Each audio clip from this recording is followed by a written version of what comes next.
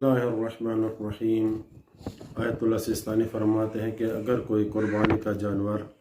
صحیح و سالم سمجھ کر خرید کرے اور قیمت دینے کے بعد وہ عیب دار نکلے تو اس جانور کو کافی سمجھنا جائز ہے، لیکن اگر قیمت کی ادائیگی سے پہلے پتہ چلے کہ جانور عیب دار ہے تو بنا براظہر اس جانور کی قربانی کافی نہیں ہے۔ دوسرا مسئلہ یہ کہ اگر قربانی کے دنوں یعنی روز عید اور ایام تشریق میں گزشتہ بیان کردہ شرائط کا حامل کوئی جانور نہ ملے تو احتیاط واجب کی بنا پر ضروری ہوگا کہ مکلف جس حیوان میں شرائط نہ ہوں اسے ذبح کرنے کے ساتھ قربانی کے بدلے روزے بھی رکھے۔ اسی طرح جب اس کے پاس فقط ایسے جانور کے پیسے ہوں جس میں پوری شرائط نہ پائی جائیں تو احتیاط واجب کی بنا پر جس حیوان میں شرائط نہ ہوں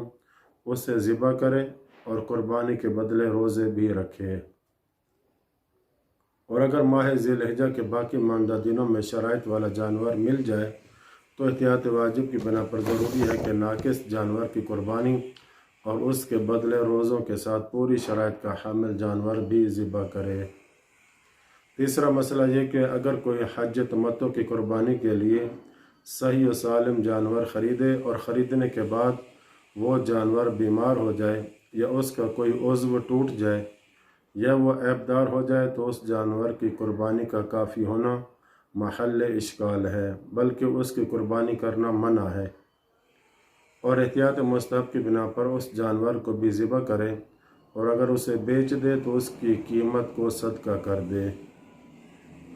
آیت اللہ سستانی فرماتے ہیں کہ اگر کوئی شخص قربانی اور اس کی قیمت پر قادر نہ ہو تو قربانی کے بدلے 10 روزے رکھے، جن میں سے 3 روزے ماہ ذی الحج میں رکھے، جبکہ بنا بر احتیاط واجب ضروری ہے کہ 7، 8 اور 9 ذی الحج کو رکھے اور ان دنوں سے پہلے نہ رکھے، اور باقی 7 روزے اپنے ملک واپس جانے کے بعد رکھے،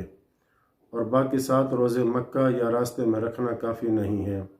اور اگر اپنے ملک واپس نہ جائے اور مکہ ہی میں قیام کرے تو اسے چاہیے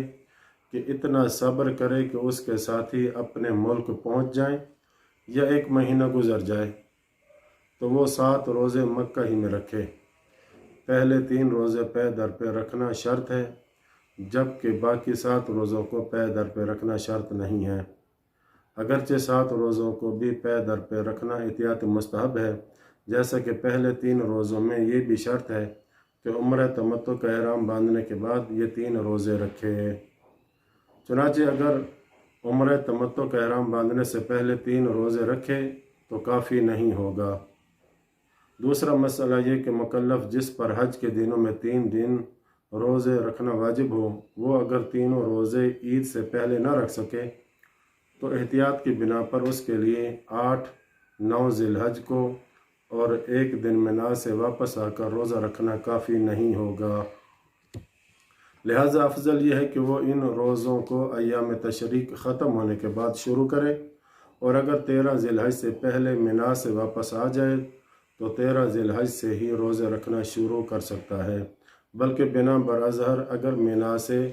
13 ذی الحج کو بھی واپس آئے تب بھی شروع کر سکتا ہے۔ احتیاط مستحب کی بنا پر مکلف کو چاہیے کہ ایام تشریق کے بعد فوراً روزے رکھے اور بغیر عذر کے روزے رکھنے میں تاخیر نہ کرے، اور اگر منا سے واپس آنے کے بعد روزے نہ رکھ سکتا ہو تو راستے میں یا اپنے وطن پہنچ کر روزے رکھے، جبکہ احتیاط مستحب کی بنا پر 3 روزے جو اس نے مکہ میں رکھنے تھے اور 7 روزے جو اس نے واپس اپنے ملک جا کر رکھنے تھے انہیں اکٹھا نہ رکھے، یعنی واپس اپنے ملک جا کر 10 روزے اکٹھے نہ رکھے۔ اور اگر محرم کا چاند نظر آنے تک 3 روزے نہ رکھے تو روزے اس سے ساقط ہو جائیں گے اور آئندہ سال اس کے لیے قربانی کرنا ضروری ہوگا۔ اور آخری بات یہ کہ اگر کوئی جانور کو ذبح کرنے میں کسی کو نائب بنائے اور شک ہو کہ نائب نے اس کی جانب سے قربانی کی ہے یا نہیں تو یہی سمجھے گا کہ قربانی نہیں کی، اور نائب کے اسے قربانی کی خبر دینے کا کافی ہونا اس وقت تک محل اشکال ہے جب تک اس کی خبر سے اطمینان اور یقین نہ آ جائے۔ وصلی اللہ علی محمد و اہل بیتہ الطاہرین۔